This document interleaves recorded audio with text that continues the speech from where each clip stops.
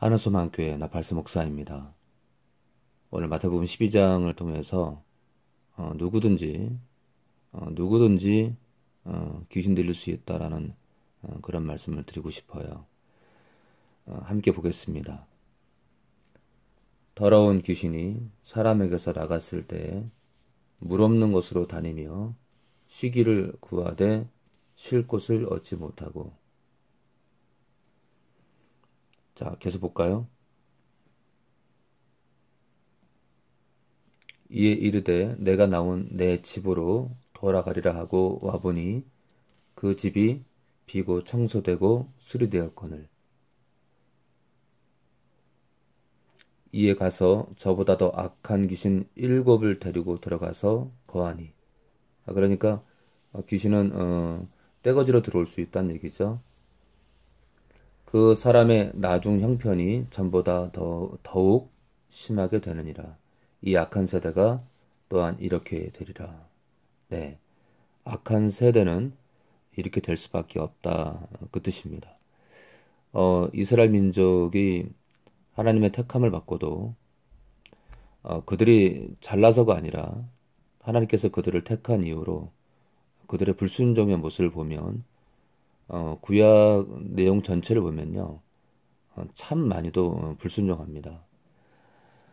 그들이 선민이었음에도 불구하고 그렇게 불순종의 대가는 컸는데요. 지금도 유대인들은 하나님께로 돌아오는 아주 극극소수가 있지만 대부분 예수를 거부하고, 다시 말해서 하나님 아버지도 거부하는 삶을 살고 있습니다. 왜냐하면 성자 예수님을, 하나님의 아들을 거부하는 자들은 또한 그 아들을 보내신 아버지 하나님을 거부하는 거니까요. 그런데요, 여기서 참 주목할 게 뭐냐면 43절입니다. 더러운 귀신이 사람에게서 나갔을 때 물 없는 곳으로 다닌대. 물 없는 곳으로요. 그러니까 물 있는 곳을 싫어한다는 겁니다. 물 있는 곳이요. 자, 물 없는 곳.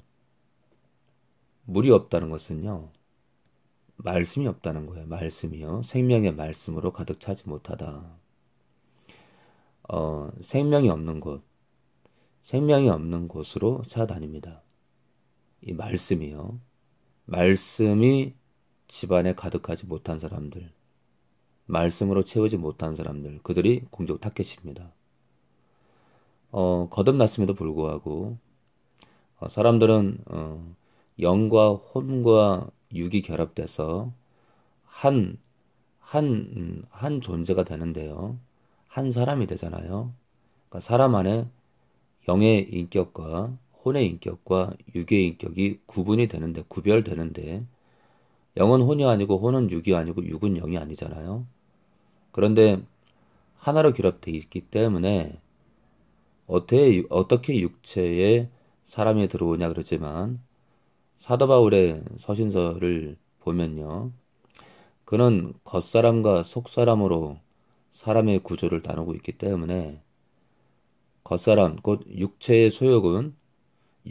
욕심은 성령의 소욕을 대적하고요. 성령께서 원하시는 바는 육체의 소욕을 또한 대적하고요. 그렇게 서로 대적하잖아요. 그러니까 겉사람과 속사람의 방향성이 다르다 이거예요.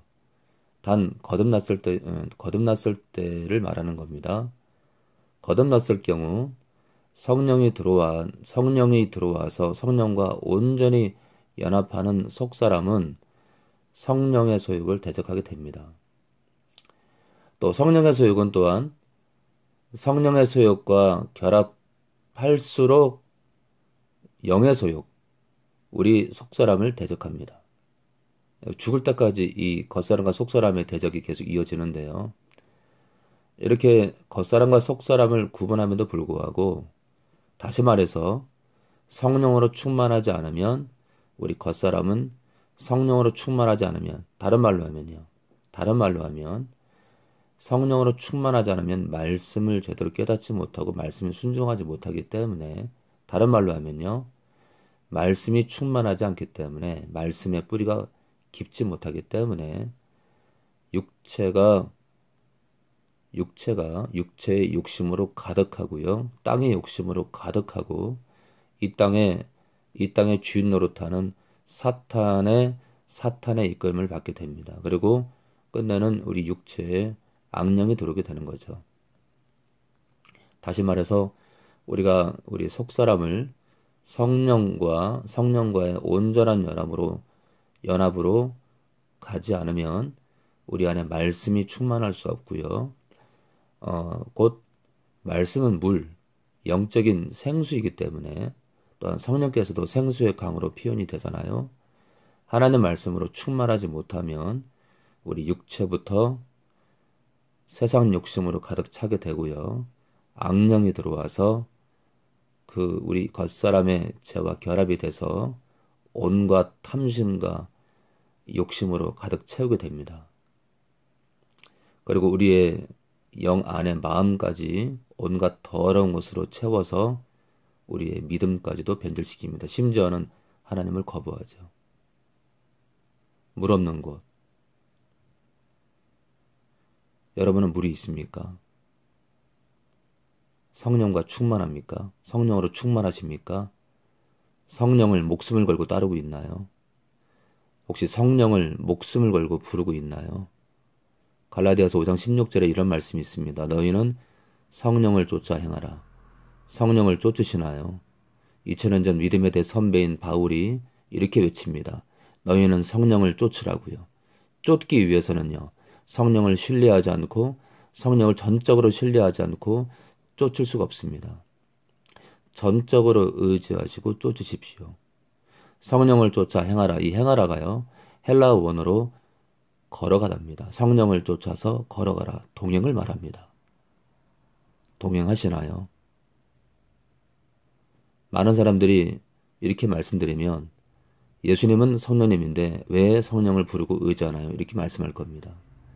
성령의 위격과 예수님의 위격은 다릅니다. 서로 사람의 인격이 계시는데 사람의 인격을 소유하고 계시는데 서로의 위격이 존재가 다릅니다. 그래서 비밀이죠. 존재가 다른데 이 다른 존재가 하나로 결합되어 있다. 하나로 연합되어 있다. 하나이시다. 하나이기 때문에 예수님의 위격과 성령의 위격이 같다. 이건 이단입니다. 이단이요. 고로 삼위일체의 비밀을 알지 못하면 예수님이 성령님이라는 이상한 오류에 빠지게 되고 엉뚱한 비진리에 속해서 성령을 따로 부르지 않고 성령을 예수님과 구별해서 부르지 않고 경외하지 않게 됩니다. 고로 그렇게 되면 성령과 연합하지 않으면 성령을 의지하지 않으면 절대로 신자는요 자기 부인을 하지 못하고 자기 힘으로 자기 열심으로 목회하고 자기 열심으로 기도하고 자기 열심으로 살아갑니다. 그리고는 지옥으로 떨어지죠. 그러한 모든 것들은 종교입니다. 성령이 빠진 목회, 성령이 빠진 예배, 성령이 빠진 기도 다 종교입니다. 예수님은 아버지께 요청을 해서 아버지가 보내신 성령이 우리 안에 들어오셨습니다. 성령은 예수님의 위격과 구분되고 구별되고요. 아버지 하나님의 위격과 구별됩니다. 서로 다른 존재입니다. 허나 이 세 위격이 연합된 하나로 여호와 하나님으로 계십니다. 연합된 하나입니다. 떨어질래야 떨어질 수 없는 하나 되십니다. 그래서 예수님께서 아버지와 나는 하나라고 말씀했습니다.